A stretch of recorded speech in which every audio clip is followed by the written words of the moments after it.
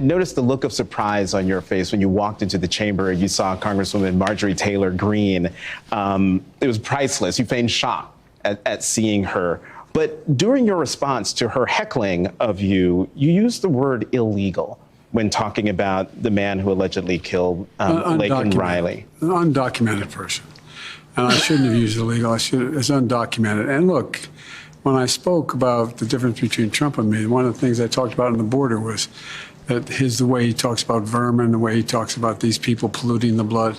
I talked about what I'm not going to do, what I won't do. I'm not going to treat any of these people with disrespect. Look, they built the country. The reason our economy is growing. We have to control the border and a more orderly flow, but I don't share his view at all. So you regret using that word? Yes. It really does reveal a lot about the media, MSNBC, that they would ask that question. And it also reveals a great deal about President Biden, the way that he answered that question.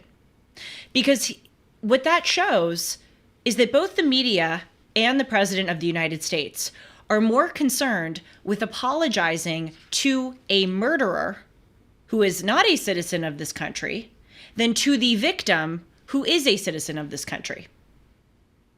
That's messed up.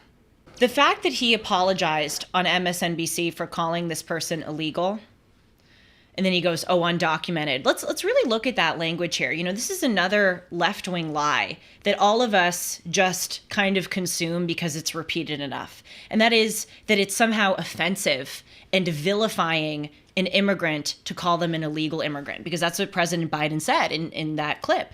He said, you know, I'm not like my predecessor who says all these horrible things about immigrants. You know, I'm different than that, which is why I'm calling them undocumented.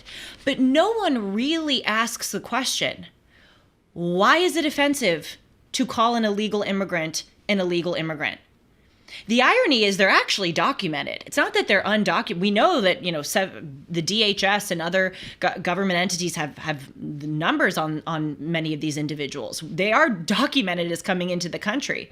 But calling them illegal immigrants, that is an accurate statement of what is going on. They are illegally immigrating to the United States. That doesn't mean you don't have sympathy for many of them. That doesn't mean that you don't understand the situation that many of them are in. I mean, I say on this show all of the time, I can understand how people fleeing war-torn, poverty-stricken countries are desperate to give themselves and their kids a better life. I love America. I know how great America is. And I get many of these people are just trying to survive. But calling them illegal immigrants doesn't negate any of that. It's not insulting. It's just an accurate description of what's going on. But the point is, no one questions that.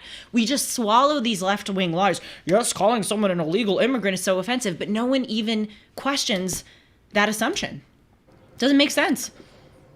They caught him on the tarmac the next day. You got to listen to what he says. Okay, let's see. Do you regret using the word illegal to describe immigrants last night, sir? Well, I don't regret it. Was technically not supposed to be here. Technically not supposed to be here.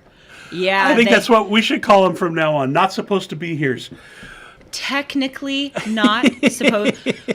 Well, you know what? That's another revelatory interaction, because what it shows is that the President of the United States, and frankly, I'm sorry, but the entire Democratic Party seems to care more about foreign nationals than they do about citizens of this country. Look at even how much attention is given to this, that people are more outraged by the President of the United States calling an illegal immigrant murderer an illegal than they are outraged by his despicable policies, which made this murder of an American girl possible. That is moral confusion. That is messed up. And it's showing that there's far more importance and attention placed on people who are not citizens. And you can't help but wonder if the President of the United States really views himself as serving Americans or serving people primarily who are not Americans. Even look, by the way, look at how the State of the Union started the other night. Do you remember what it started with? Not fentanyl. Not the border crisis, not our decrepit public schools, not the insane in terribly harmful cash bail and policing policies, not issues that have to do with Americans. It started with Ukraine.